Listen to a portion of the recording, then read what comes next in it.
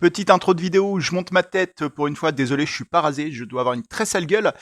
Juste pour vous dire que la vidéo d'aujourd'hui, donc qui est sur Knitting Life que vous voyez derrière moi, je vais beaucoup spoiler parce que c'est un manga en 2 tomes et pour dire des trucs intéressants dessus, il faut que je parle du deuxième tome aussi.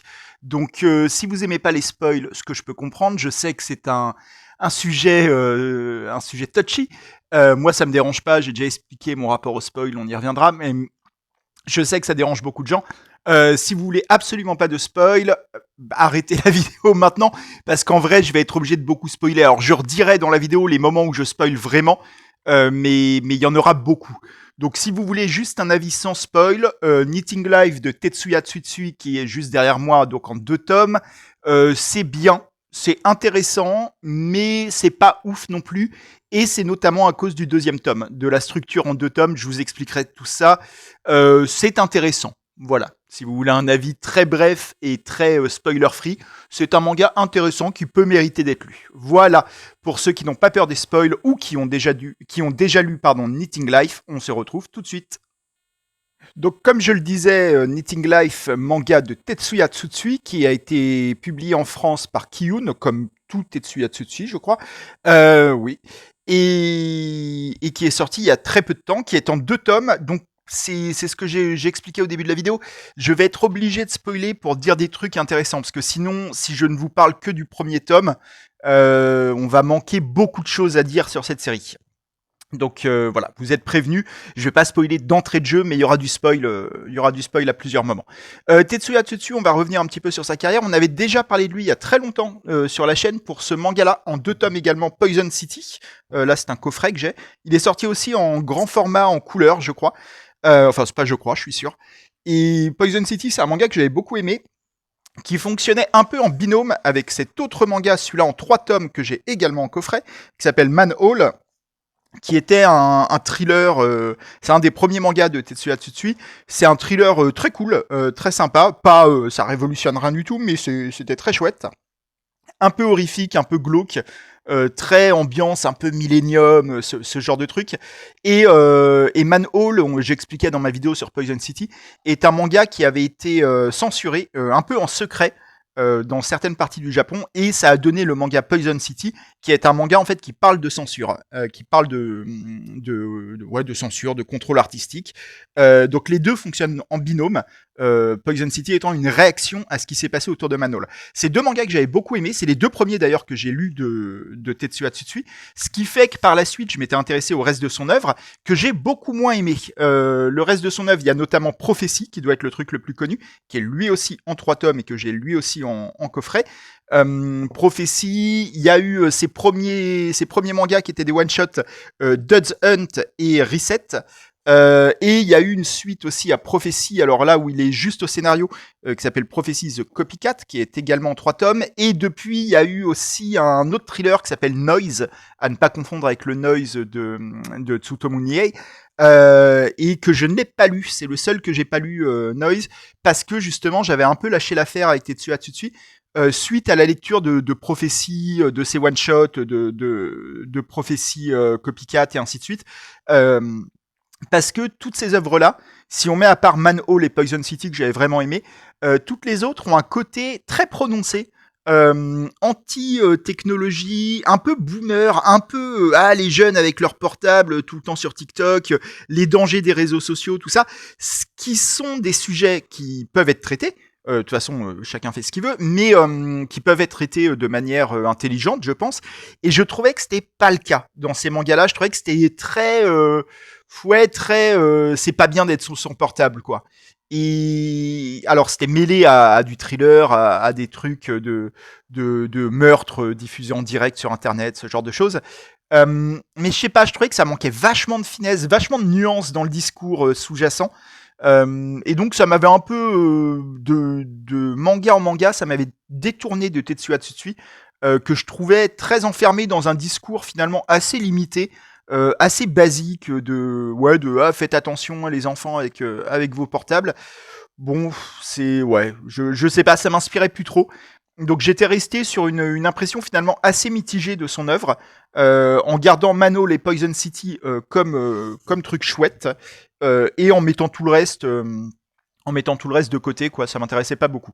Je me suis réintéressé à lui donc récemment par Knitting Life, sa dernière sortie en date, parce que ça m'avait l'air, et j'avais raison, très différent de ce qu'il avait fait auparavant. Déjà, dès le titre, dès la couverture du tome 1, déjà, vous voyez que les deux couvertures sont très différentes. Ça aura à voir avec ce qu'on va dire un peu plus tard. Dès la couverture et dès le titre, je me disais, il est pas sur ses thèmes habituels. Ça a pas l'air d'être un thriller, c'était pas annoncé comme ça. Donc je me suis dit pourquoi pas, on lui redonne sa chance. C'était annoncé dès le début, je crois, par Ki-hoon que c'était un truc en 2 tomes. Donc je me disais bon, je m'engage pas non plus pour longtemps, donc voilà, j'avais décidé de tenter. Je le regrette pas, même si j'ai beaucoup de réserves. On va y venir. Déjà, j'aimerais juste revenir sur le titre. Qu'est-ce que c'est Knitting Life? Alors c'est knit, surtout N2ET. Qui veut dire Not in Employment, Education or Training, ce qui veut dire pas en train de travailler, étudiant ou stagiaire, quoi.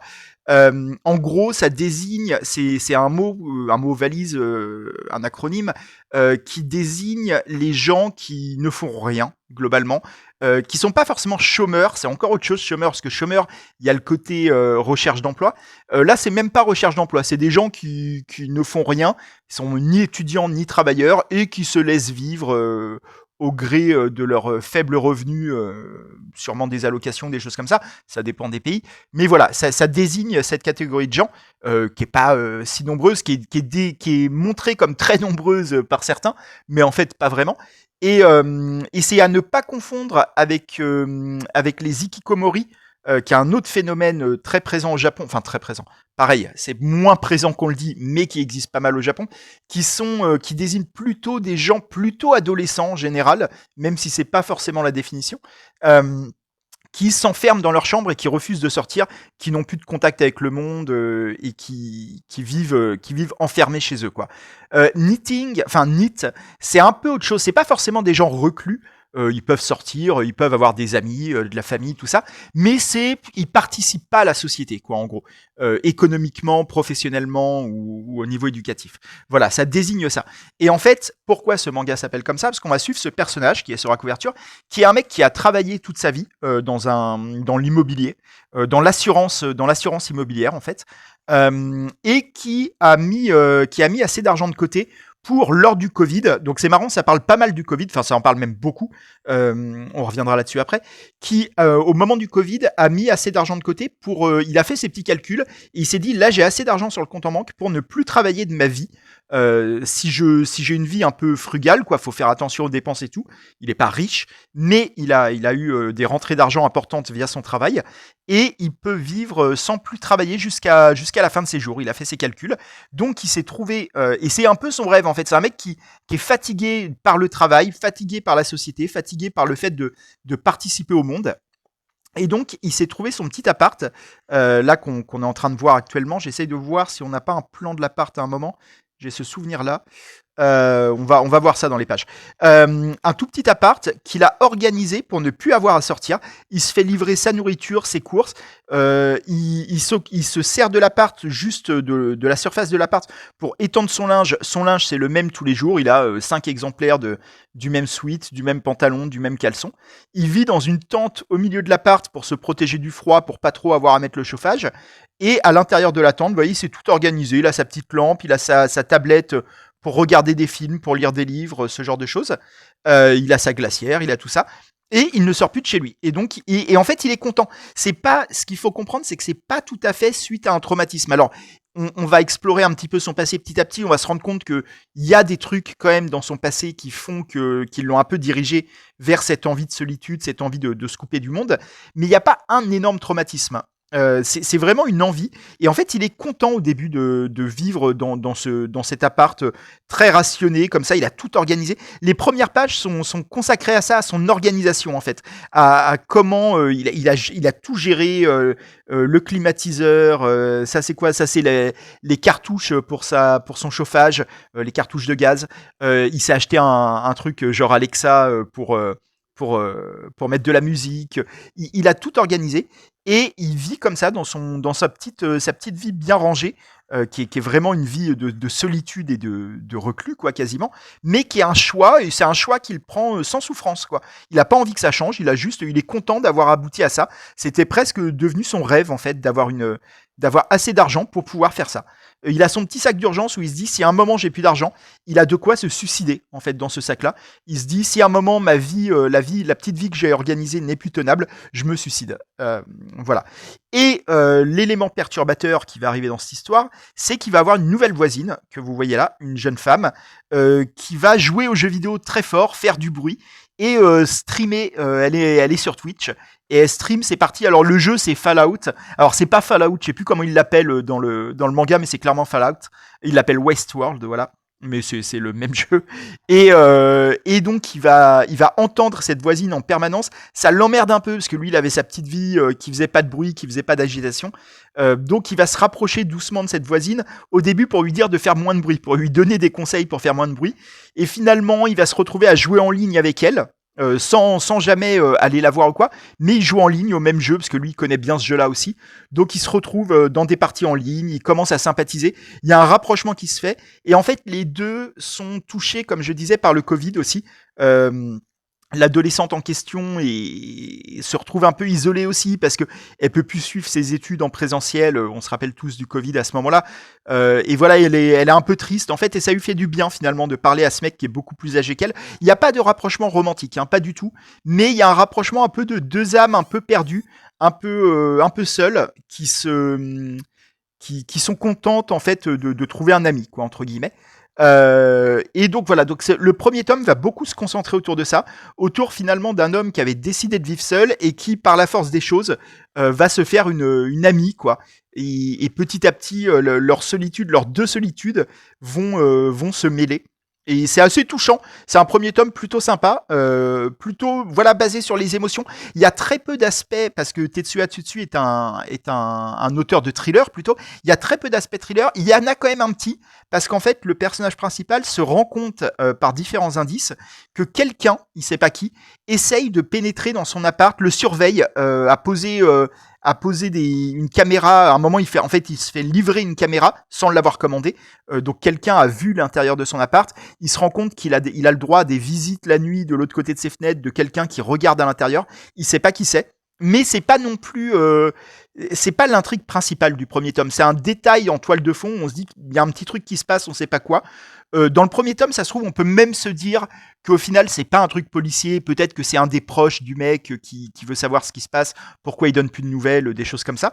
C'est pas très inquiétant. C'est un peu inquiétant, mais c'est pas très inquiétant. On se dit juste il y a un truc qui se passe et on aura des réponses à la fin, quoi. C'est plutôt basé sur le rapprochement du voisin et de la voisine là que vous voyez, qui deviennent amis petit à petit via les jeux vidéo. Donc c'est marrant parce que comme je disais, Tetsuya Tsutsui dans ses mangas précédents, notamment dans la double trilogie Prophétie, était très anti-technologie, très les réseaux sociaux c'est pas bien, tout ça.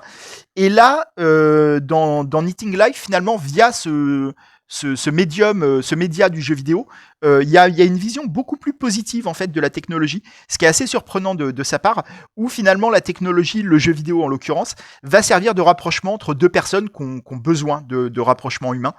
Donc le jeu vidéo est une vision positive dans Knitting Life. C'est rafraîchissant de la part de Tetsuya Tsutsui. Donc ce premier tome, j'avais beaucoup aimé. Ça m'avait fait penser un petit peu à un film des années 60, je sais pas si vous connaissez, qui s'appelle Alexandre le Bienheureux, un film de Yves Robert, qui est pas un grand film, mais qui est un film sympa. Si vous avez envie de voir un vieux film français, sur un mec, c'est un peu le mec de Knitting Life, qui décide à un moment, alors je sais plus, je crois, j'ai pas revu le film avant de faire ma vidéo, je me demande si c'est pas suite à un divorce ou quelque chose comme ça, mais il décide qu'il en a marre un peu de travailler, de participer à la vie, et il se met dans son lit, et il s'organise un peu vraiment comme le mec de Knitting Life, il se fait toute une petite organisation pour avoir tout à portée de main depuis son lit, avec tout un système de poulies, de cordes et tout, et il décide de plus sortir de son lit. Il a dit maintenant ma vie, c'est je suis allongé dans mon lit et j'en sors plus. Et c'est une comédie et petit à petit il va donner envie à d'autres personnes de faire ça. Et voilà, c'est un film qui mérite d'être regardé si vous avez envie. Donc voilà, le premier tome m'a fait penser un peu à tout ça. Ce qui était intéressant aussi, je reste sur le premier tome pour l'instant avant de rentrer dans la partie méga spoil, c'est que c'est une œuvre donc post-Covid et qui parle du Covid, qui parle du confinement, qui en parle très explicitement. Le Covid est cité, hein, c'est ouvertement à la période du Covid. Ça parle des ruptures de masques, de tout ça, surtout au début. Et c'est intéressant parce qu'en fait, je sais pas si vous vous rappelez, au moment du Covid, c'était la grande blague, de cette période-là, de dire ah là là, à la fin du confinement, tous les éditeurs vont recevoir 1 milliard de manuscrits qui seront des journaux de confinement. Ça a été le cas, je le sais parce que j'en ai parlé à mes éditeurs. Effectivement, ils ont reçu beaucoup de manuscrits de cette ambiance-là. Par contre, finalement, il n'y en a pas tant que ça qui ont été publiés. En fait, on n'a pas eu tant de films, de livres, de BD sur le Covid. Il y en a eu quelques-unes, mais pas tant que ça. On n'a pas été submergé du truc. Peut-être parce que les gens avaient envie de passer à autre chose. Peut-être aussi, tout simplement, parce que les récits autour de ça se ressemblent tous et qu'une fois qu'on en a entendu un, finalement, en fait, je crois que le confinement a été assez similaire pour plein de gens, quoi. Alors, il y a eu différentes manières de le vivre, hein. Il y a des gens qui l'ont mieux vécu que d'autres. Mais, ouais, je pense qu'on a vite fait le tour du thème, même par l'actualité et tout, qu'on n'avait pas forcément envie de le revoir tant que ça en fiction. Donc, c'est intéressant de le voir là maintenant. Ça fait quand même 5 ans maintenant, le confinement. Ça commence à s'éloigner, hein, dans le passé. Donc, c'est intéressant de le revoir rejaillir aujourd'hui dans une œuvre de fiction. Est plutôt bien traité. Voilà, ça parle sous un angle qui est pas l'angle de départ. C'est pas super anxiogène sur le côté épidémie et tout. Ça parle pas trop de ça. C'est vraiment plus sur l'isolement. Et là, l'isolement choisi. Donc c'est un angle que j'ai trouvé intéressant dans ce premier tome. On en arrive donc au deuxième tome. Donc là, à partir de maintenant, je vais spoiler à balle. Donc si vraiment vous voulez pas savoir ce qui se passe dans le deuxième tome, arrêtez la vidéo là. Mais je suis obligé d'en parler parce que c'est intéressant. 1, 2, 3, on rentre dans la partie spoil. Vous êtes prévenus. Ne vous plaignez pas. Donc le tome 2 qui fait suite au premier, on retrouve les deux mêmes personnages, donc le voisin, la voisine qui joue aux jeux vidéo. Ça s'ouvre d'ailleurs par une partie de jeux vidéo. Et sauf que très rapidement, en fait, l'intrigue du premier tome, je vous disais, où il y a quelqu'un qui surveille le personnage principal, qui check un peu ce qui se passe dans son appart, en fait, débarque dans l'appart et ça tourne au thriller même action, un peu. Il y a vraiment une scène d'action assez marquée. Qui est étonnante parce qu'il y a vraiment pas ça dans le premier tome, où en fait on se rend compte que c'est deux anciens collègues du perso principal qui veulent lui piquer son argent. Ils savent qu'il est parti, il a démissionné avec beaucoup d'argent et ils veulent lui piquer. Voilà. Et on se rend compte également, là c'est vraiment, vous voyez, c'est le début du deuxième tome, hein, c'est dès le début. On se rend compte que la voisine n'a en fait jamais existé, qu'en fait ils avaient engagé alors c'est pas une escorte, mais une fille qui fait de l'escorting en ligne, quoi, entre guillemets, pour jouer le rôle d'une voisine qui n'habite même pas près de chez lui. En fait, il y a une image qui nous montre que l'appartement d'à côté, voilà, est vide et qu'en fait personne n'y habite et il y a juste une enceinte pour faire croire qu'il y a du bruit, une enceinte, un ordinateur, voilà, mais qu'en fait il y a personne, c'est un appartement vide. Donc la voisine n'existe pas, toute la relation qui s'est passée dans le premier tome n'existe pas, c'était du jeu d'acteur. Et donc il y a une tentative de cambriolage, grosse scène d'action, voilà, où ça se tabasse. Il arrive finalement à faire fuir, à peu près à mi-tome, il arrive à faire fuir les deux mecs qui l'agressent. Ils n'ont pas réussi à le voler finalement.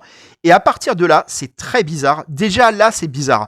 Parce qu'en fait, toute cette partie que je viens de vous résumer, c'est très étrange, mais elle annule le premier tome. En fait, ça nous dit que tout ce qui a été raconté dans le premier tome était faux, était une fiction dans la fiction. Et même les thématiques, c'est-à-dire qu'en fait, toute cette idée de solitude qui se rapproche, comme je disais, de lien humain qui se fait entre deux personnes qui se sentent seules, en fait, c'était faux. Et ça s'arrête là. Il n'y aura pas de conclusion à ça. C'est très bizarre, en fait. Il y a un côté comme si Tetsuya Tsutsui avait changé d'histoire en cours de route, changé de genre, que finalement, il n'avait pas envie de raconter une histoire émotionnelle, il avait envie de revenir à un thriller comme à ses habitudes. Donc c'est très étrange. Il y a un truc où finalement le premier tome qui est presque un peu, pas joyeux, mais qui a quelque chose d'optimiste finalement, où on se dit ça va être la trajectoire de gens qui vont aller mieux. En fait non, c'est des gens qui vont pas bien. C'est une seule personne d'ailleurs finalement, parce que l'autre personne, la voisine, à partir du moment où on sait qu'elle n'existe pas, on n'entendra plus parler d'elle, elle a jamais existé, on passe à autre chose. Et donc lui se retrouve tout seul suite à son agression. Euh, à partir de là, ça s'emballe encore plus parce que il y a une guerre plus ou moins mondiale, on ne sait pas trop, elle est pas très détaillée, qui se déclenche. Donc le Japon se retrouve en guerre, il y a des bombardements.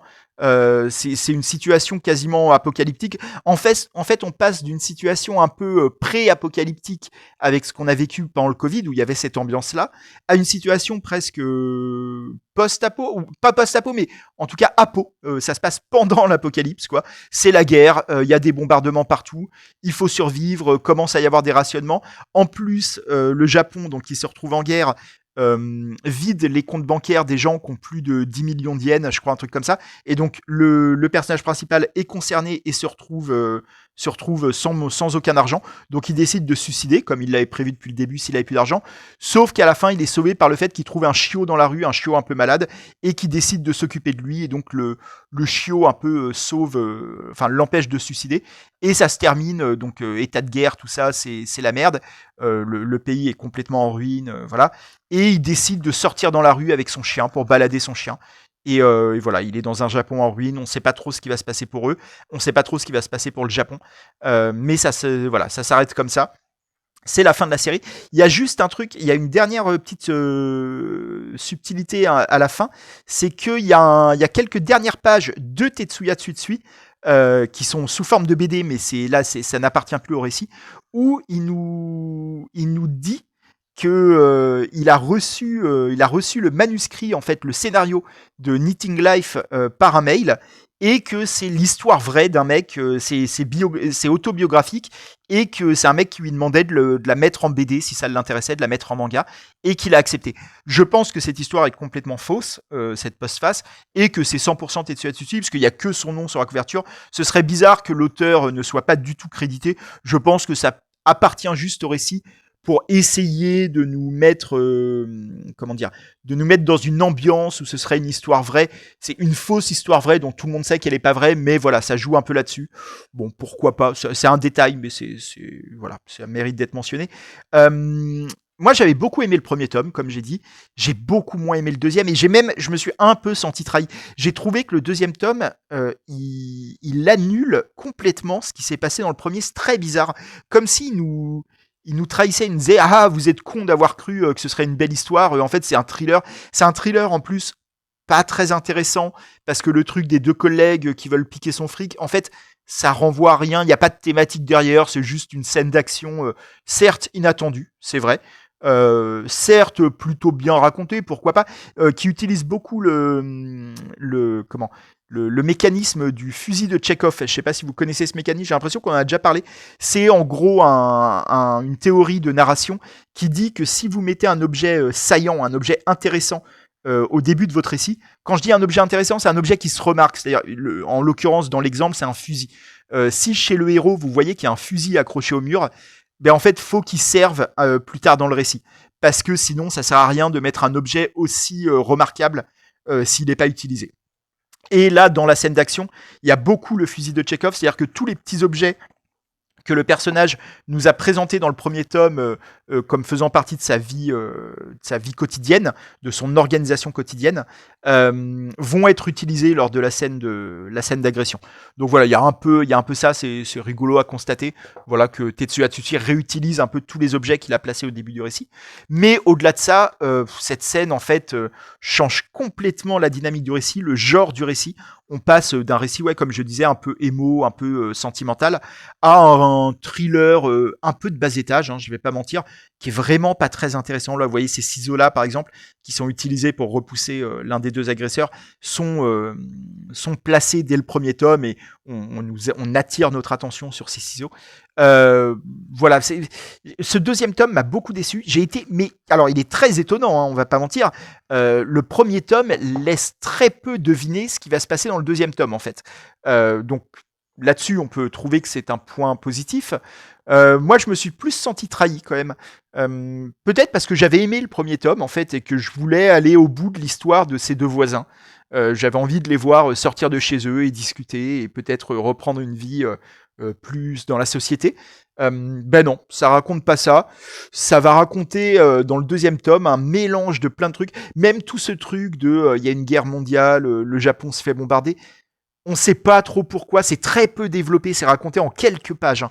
C'est vraiment la déclaration de guerre, c'est quelques pages où vous voyez, ça commence là, et vraiment juste en quelques pages, on nous dit voilà qu'il y a la guerre, ça bombarde, ce sera pas trop expliqué pourquoi, comment, mais c'est comme ça.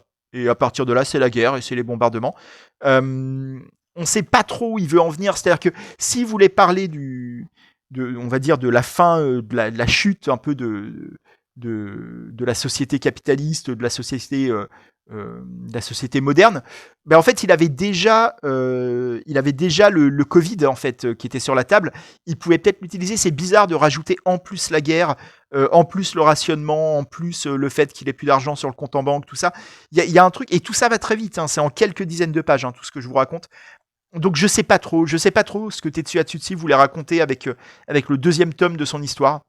Moi, ça me donne l'impression d'un auteur qui en fait s'est lassé de son point de départ et qui a voulu faire autre chose. Mais tout ça en 2 tomes, ça fait très rushé. Comme vous le voyez, je le disais, les 2 couvertures sont très différentes, comme l'intérieur des 2 tomes. Quoi. C'est vraiment, alors oui, c'est une série, si je puis dire. En tout cas, c'est une histoire, une œuvre en 2 tomes, mais c'est presque 2 tomes séparés. Enfin, c'est très étrange. Donc, je ressors très mitigé de cette lecture. Le premier tome, je l'avais beaucoup aimé.